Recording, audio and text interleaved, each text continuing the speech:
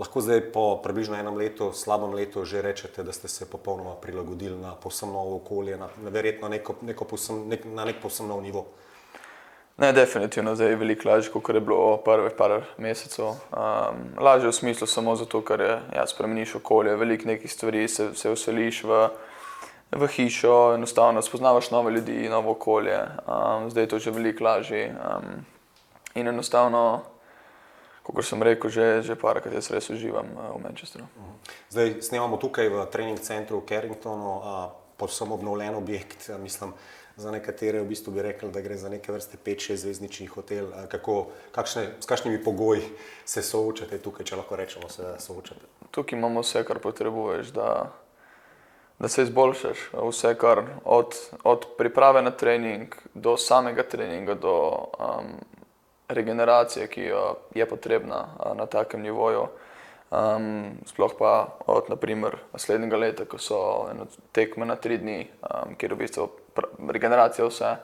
Tako da tukaj bi bilo narobe, če ne bi izkoristil vsega. No.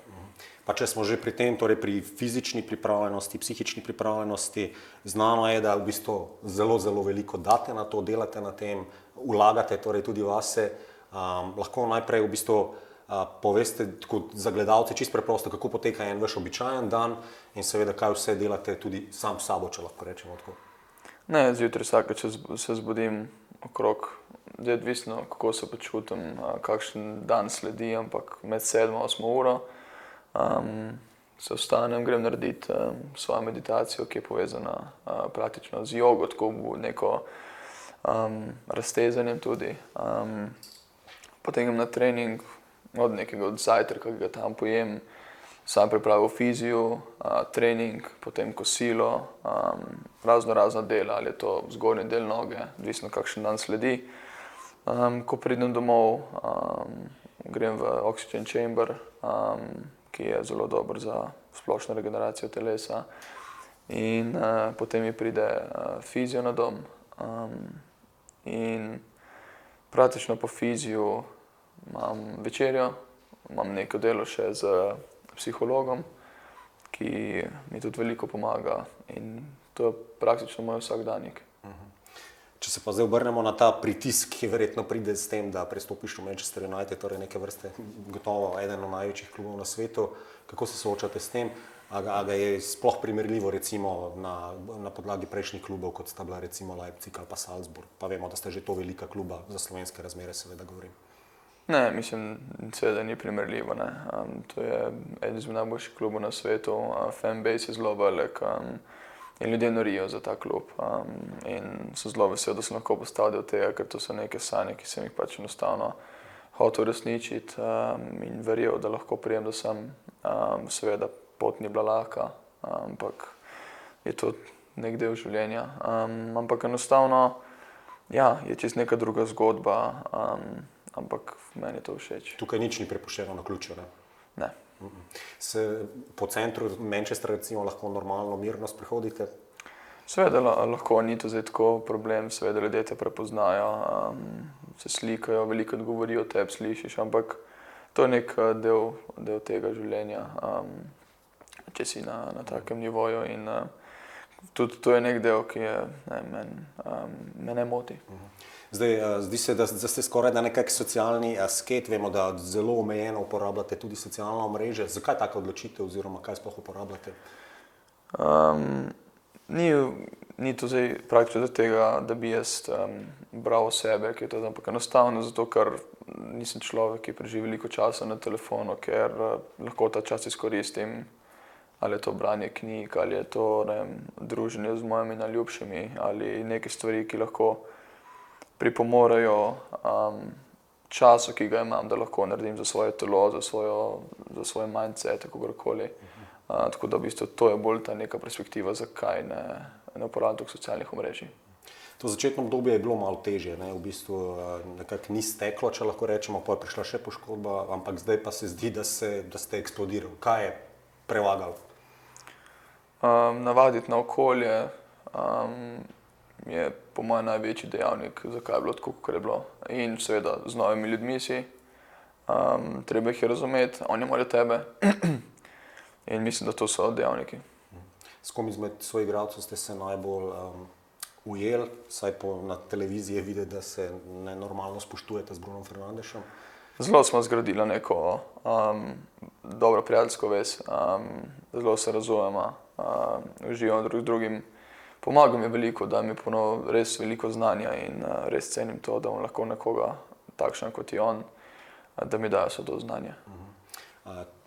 Smo tik pred svetovnim prvenstvom, Slovenije ni na svetovnem prvenstvu, ima pa novega selektorja, vi še niste, če sem še zaigral pod njim. Je Boštjan Cesar pravo ime, pravi kandidat, pravi človek, ki lahko Slovenijo pripelje na naslednje svetovno prvenstvo? Definitivno. Imamo zelo dobre odnose, bil je že prej pomočnik pri Matjažu Keku in smo imeli zelo dobre odnose. Kar me pri njem res navdušuje, to seveda znanje, ki ga ima, ampak drugo kot drugo je pa to, da tisto energijo, ki jo vloži, sploh zdaj, ko sem gledal prejšnje 2 tekme, tisto energijo, ki jo vloži, hoče zmagati, vse ni važno kako, kaj, vsak trening. In to da igralcem veliko, čeprav se mogoče kdo ne bi zavedal, ampak to daje mentalno pripravo, energijo igralcem, ki je pomembno za takšno okolje, ki ga imamo mi kot Slovenija, ki je potrebno proti večjim ekipam ali manjšim, seveda. Ne. Zdaj, ko sva snemala pogovor tudi z Elvisom, vašim agentom, je imel zelo take pametna sporočila staršem, predvsem. Ste mlad, še vseeno mlad igralec. Kakšno sporočilo staršem, da ne posebej pritiskajo na mlade talente, predvsem talente, ker se zdi, da marsikdaj starši zavozijo kariero mladih? V tej zgodbi bi rad rekel, da jaz popolnoma razumem starše, zakaj to delajo svojim otrokom. Niso navajeni, ne vejo, kako odreagirati v situaciji, zato ker oni bi naredili vse za svoje otroke. Ampak mogoče to velikokrat pristopijo, ne vejo, kako pristopiti. Najlažje je svojim emocijam dati ven, kakor je na prvo žogo vidno, ampak na ene otroke to bolj vpliva kakor na druge. Ampak ja, jaz jim priporočam, da probajo zmeraj tudi v slabih momentih najti pozitivne momente, dati otrokom vedeti, zato ker jim bo to veliko pripomorilo. Ampak seveda je tudi treba se normalno, v normalnem tonu pomeniti, kaj je lahko poboljšano, ampak tudi zelo pozitivno izpostaviti, to pa si dobro naredil, zato ker jim daje to dodatno motivacijo in vednost, da so nekaj dobrega naredili, kljub mogoče slabši predstavi. Samo še zadnje vprašanje. V bistvu znani ste po svojih neverjetnih fizičnih sposobnostih, atletskih sposobnostih, skoku.